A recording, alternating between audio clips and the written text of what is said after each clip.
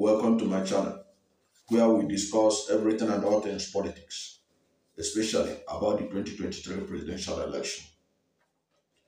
Now, Wole Soyinka, Nobel laureate, he has been trending recently, and his trend, his being in the news has brought a lot of attention to some of the issues he has raised. But in this video, I want to show that Soyinka's intervention on the 2023 general election, particularly the presidential election, was not done in national interest. Okay?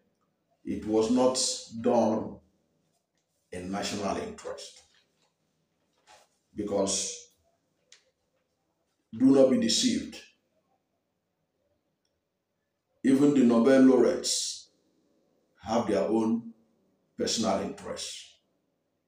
So their interventions doesn't necessarily mean it is for the national interest. And we are going to examine some of the issues that he threw up, and I will use it to show you that his intervention was not made in national interest. First of all, before I go further on this, if you are new to my channel and you have not yet subscribed to my channel, please subscribe to my channel. Hit the subscription button, hit the notification bell. When you subscribe to my channel and hit the notification bell, anytime I have a new video, you will be among the first to know. God bless you. Now, let us begin this way. You know, several weeks after the election, we didn't hear anything from Professor Wole Soyinka.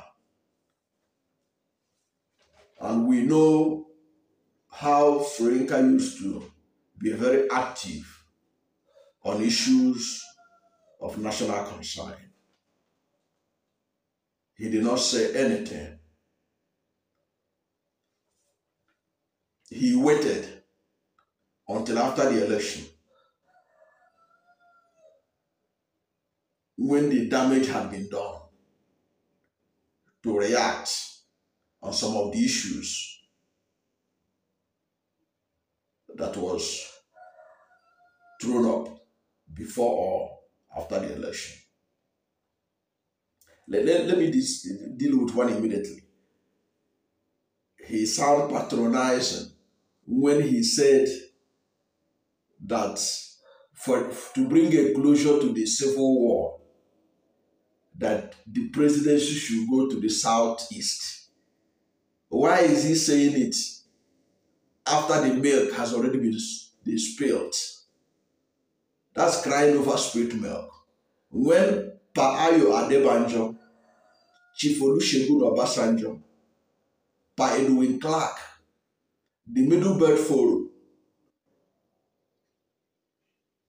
and all the socio-cultural organizations from southern Nigeria and Middle Belt Nigeria say that this next presidency in 2023 should come from the southeast. Where was Professor Wole Soyinka?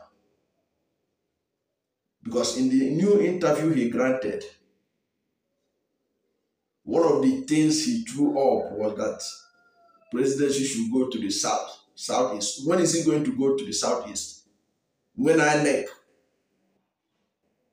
has already declared Asiwaju Bola Ahmed Tinubu president-elect, and the election that was allegedly flawed, for which peterobi and of the Labour Party and atiku of People's Democratic Party had gone to court.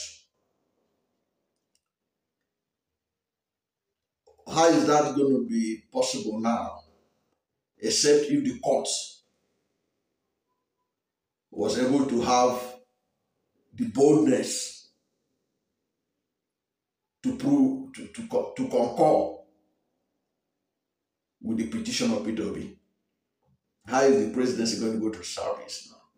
Where was Professor Soyinka when Padebanjo, Obasanjo, Middleburg Forum, Afenifere, Pandef, so many other organizations say the Southeast should produce the next president? But now he came out to come and talk about that the Southeast should produce presidents to, to bring a closure to the Civil War. So that's some of the things that he brought out that makes you wonder what is this is intervention. What is it all about? What is it all about? Okay. Again, his condemnation of the ethnic profiling and violence in parts of the country, particularly in Lagos, was not very harsh. Even though he condemned the violence, the ethnic profiling, and all that took place, especially in Lagos, he didn't mention some of the key actors that was principal to it. Why did I say he didn't mention people like MC Oluomo and all others? Didn't mention them. These are the people that were threatening people that they should not come out unless they are going to vote for APC. They threatening people not to come out unless they are going to vote for APC. He ought to be more harsh in condemnation of these people.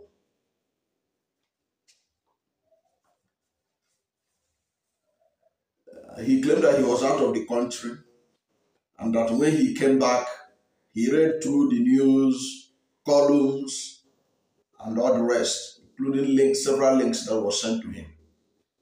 But he never read about Bayo Onanuga, one of the spokespersons of the APC, who warned Igbos that 2023 election will be the last time Igbos will interfere in Nigeria, in Lagos politics, as if the Igbos in Lagos are not Nigerians and does not pay tax in Lagos.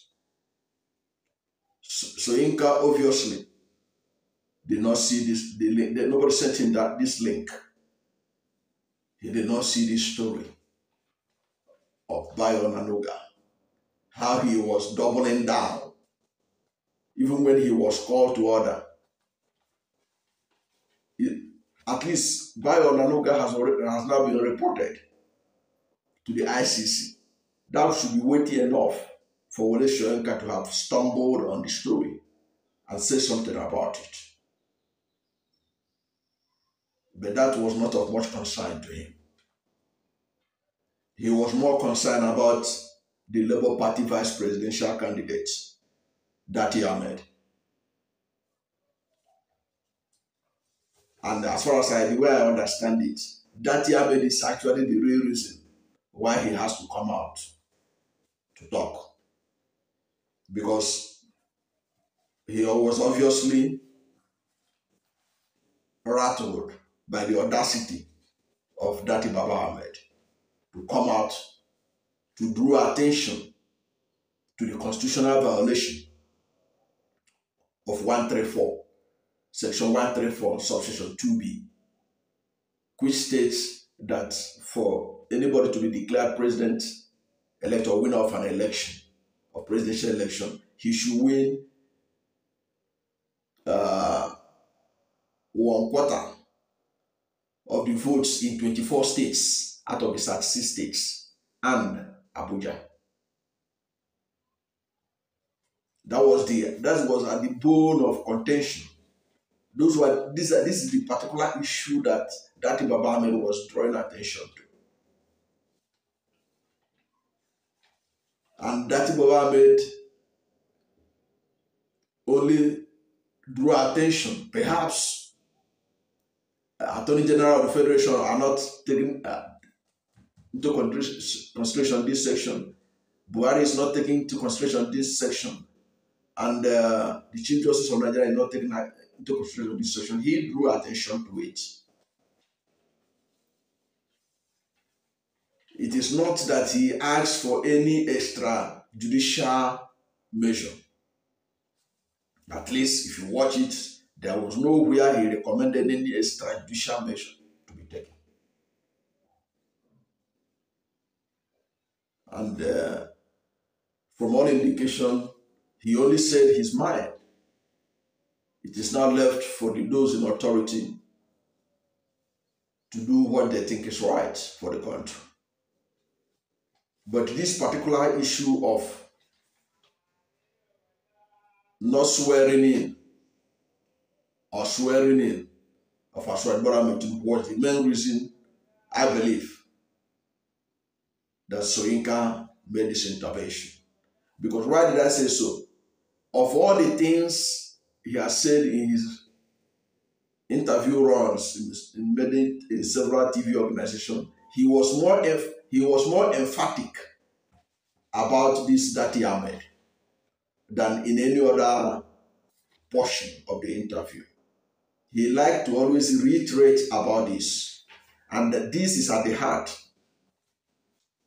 of what is going on now in the election, in the aftermath of the election.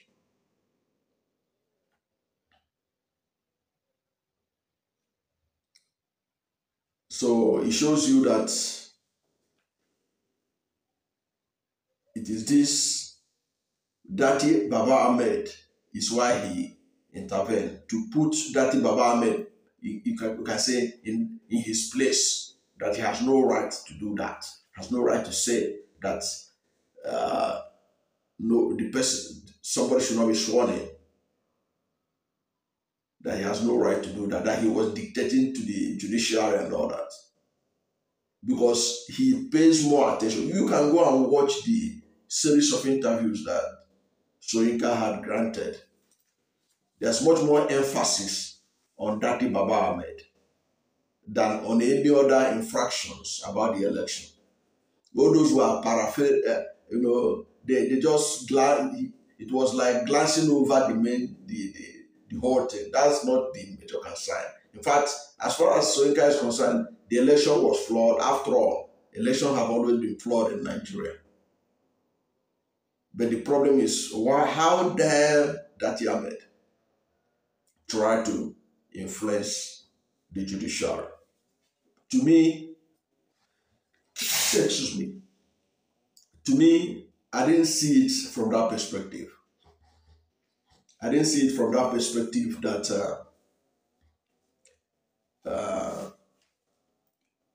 Dati Baba Ahmed is trying to influence the judiciary.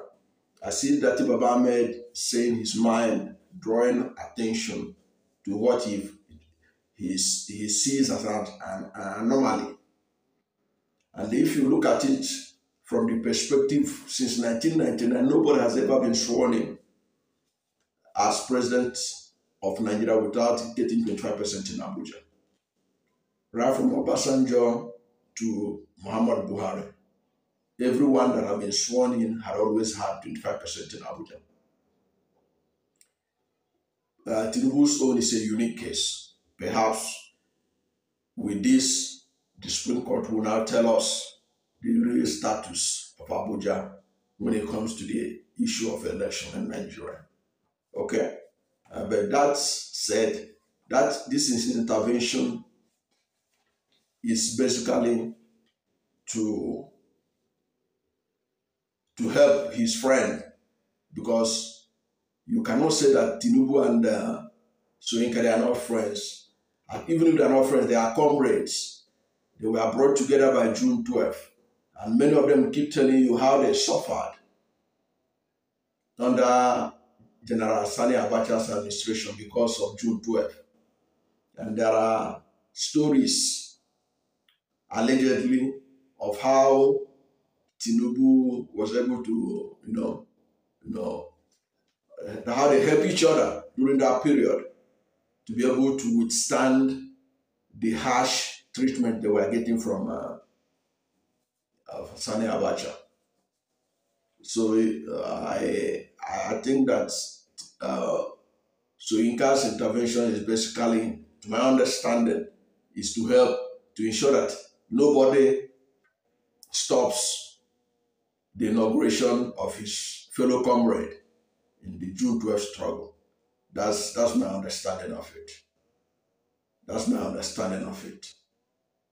Okay, so that Ahmed, by insisting on that section 134 subsection 2b, is trying to put a spanner on the wheel of the smooth transition of power to his friend. Now, the next thing you can see that another issue that he dealt with was about, he said the obedient movement, he accused the obedient movement of fascism. But you and I know that the obedient movement has never been part of the violence that characterized the 2023 presidential election. Their so-called fascism is only that they stick by their words, because when you confront them on social media and you try to dribble them with your arguments, these obedient people, many of them are tech savvy. They know what you have said before, what you have said 2 years ago, 10 years ago, they can bring it out. So when they begin to bombard you with your record, you begin to feel harassed, begin to feel intimidated. But that's only on social media. The obedience have never stopped anybody. During this election cycle, nobody has ever accused obedience of ballot box snatching or telling any ethnic group not to come out to vote or shooting people or doing anything that resemble the kind of violence we witnessed in this last election. Yet, these are the people that Soyinka devoted large part of his condemnation for. But the actual MC Olomos, the people that threatened, and at the end of the day, their threat manifested in the violence that was witnessed in the election. Soyinka spent little time dealing with them, and those were not his of much concern as far as he's concerned. But it was about the obedience. And also he wanted Nigerians to believe that he will be lost because of the obedience, claiming that he sent messages to Obi, telling him that if he loses this election, it is because of the obedience. Nothing could be further than from the truth than that. If not for the obedience, if it was left for the Labour Party alone, peterobi would not have been in a position today where he believes strongly that he won the election, where it is believed that his votes were suppressed by the major parties, where from nowhere, Labour Party today is a force to be reckoned with. It's all thanks to the obedience. They are the root of the surprises that you saw in this election.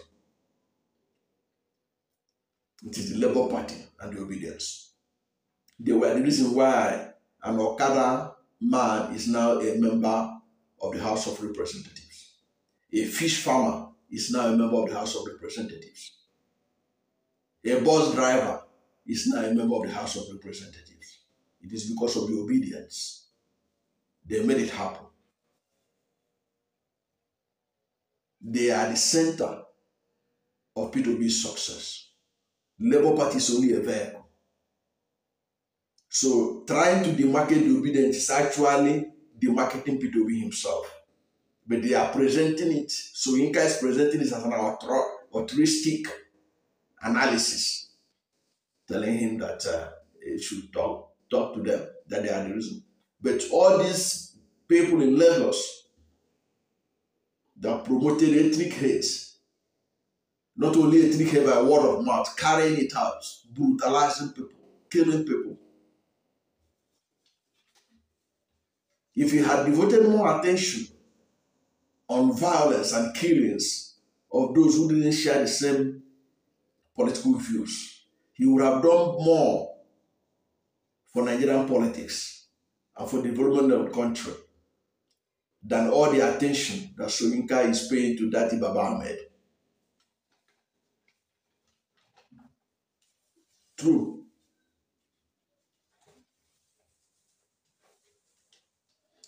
Now, in one breath, Soyinka was telling us that he never endorsed any candidate. In another breath, he told us that he had told Atiku Abakar and tinubu that they should give way for a younger person. But he didn't tell us who the younger person he supported in the election 2023 is. Or was there no younger person, no younger person than these two? So these are some of the things I looked at, and I come to the final conclusion that all the intervention of Soyinka, in my mind, is just to call Dati Baba Ahmed to order for having the temerity to draw the attention of the the president, the chief justice of Nigeria, and all the rest to the section 134, subsection 2B of the 1999 Constitution, as it concerns the declaration of a candidate as the winner of an election.